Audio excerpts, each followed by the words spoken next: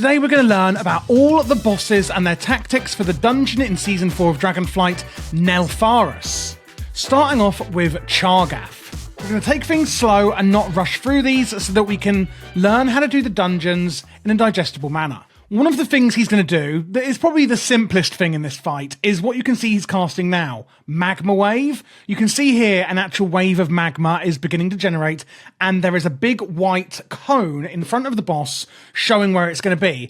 And this quite simply is going to throw out magma waves. One of the other things he's doing, which you can see here, is Dragon Strike.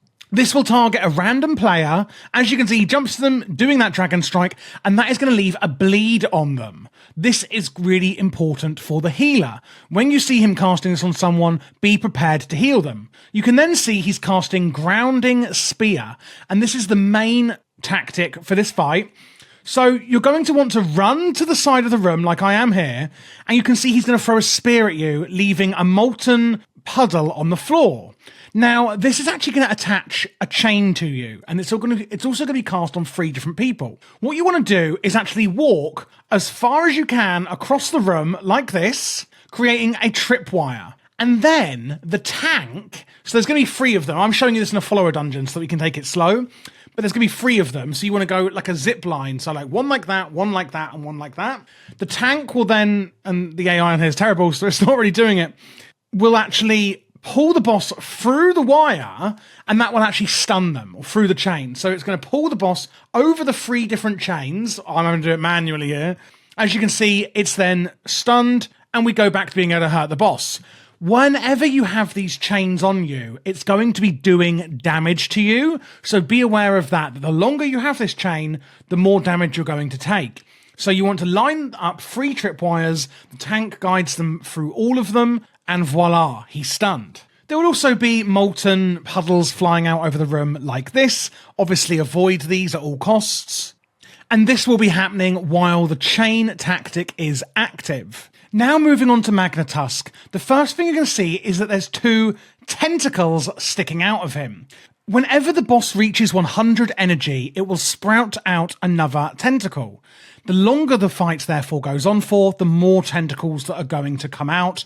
And what these actually do is the more tentacles that are there, the more powerful the boss's abilities will be. There's going to be more lava waves coming out. It's going to increase the duration of some abilities and the damage of them. So getting this boss down as quickly as possible is of the utmost importance. The first ability we're going to see is Lava Spray. This is a cone effect, as you can see, doing a lava spray. Of course, don't stand in this. It does target a random player, and you want to stand out of this if you are in that direction. The next one is Magma Lob. It quite literally lobs a big blob of magma, and it lands on the floor like that.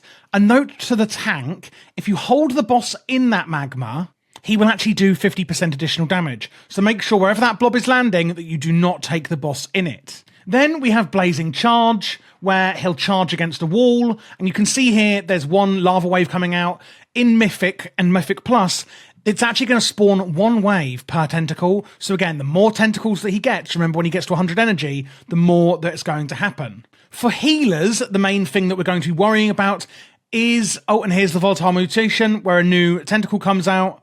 And what you can see is he's doing an eruption of damage here, which is here, and it does big AoE damage. That is for the main effect of the healer. So when you see him getting towards 100 energy, be prepared that you're going to do a lot of healing at this point. So if you're a DPS, as you can see here, it's quite a long room, and you want to bait him near a wall so that the charge is shorter and therefore reducing downtime.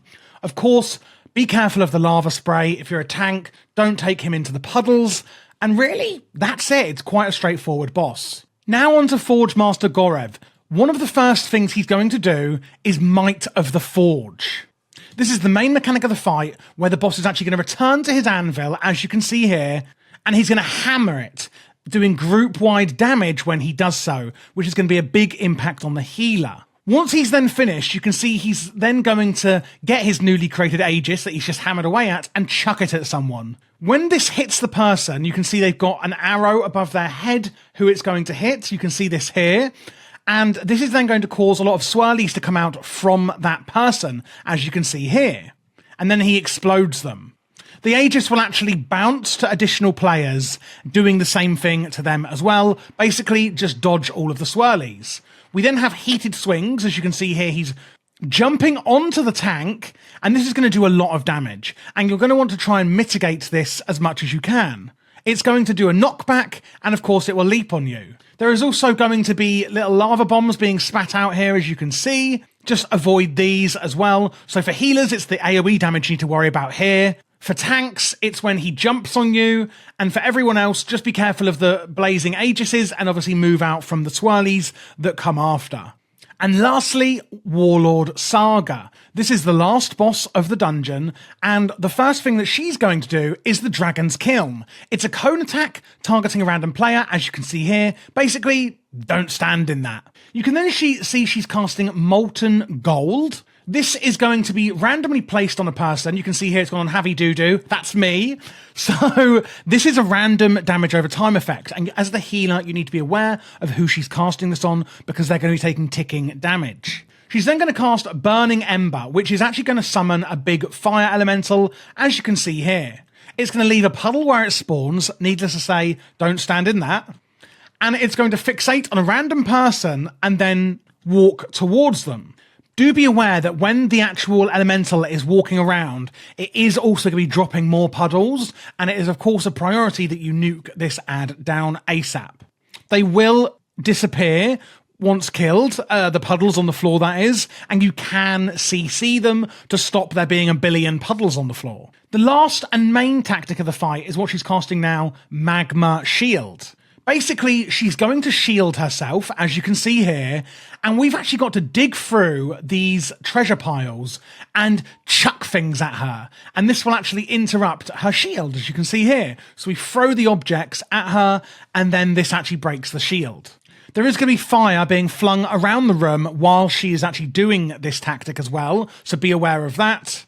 And she will also be pulsing out raid-wide AoE damage when she's doing the shield as well. Once it ends, however, you can see here she's all a bit woozy, and she will actually take 100% increased damage from you, so do be prepared to pump when that shield comes off. So to sum it up then, get out of the Dragon's Kiln, that's the cone attack here. When the shield comes up, dig around for gold and chuck whatever you get at her to break the shield. For healers, be careful of the molten gold dot that she puts on people, and also the pulsing AoE damage when her shield is up. Then she's also going to summon the mob, remember. You can CC this, it's going to target and fixate on someone leaving puddles, get it down as soon as possible. And that's it, guys. That is Neltharus for Season 4 of Dragonflight. If you did like this guide, please do let me know in the comments. It's my first time extending now 2 dungeon guides, and I'm trying to do this in a slow format, where you can really see what's going on by pausing, etc., and actually showing the abilities. If you like that, let me know, because this is something new I'm trialing, and I'm trying to find the most digestible way of showing you it without, it all being so fast and crazy like some other guides you may see are. If you want to see other dungeon guides, click this playlist here. It's got all of them. And also check out my channel where I've got all of the PvE and PvP Season 4 guides coming as well.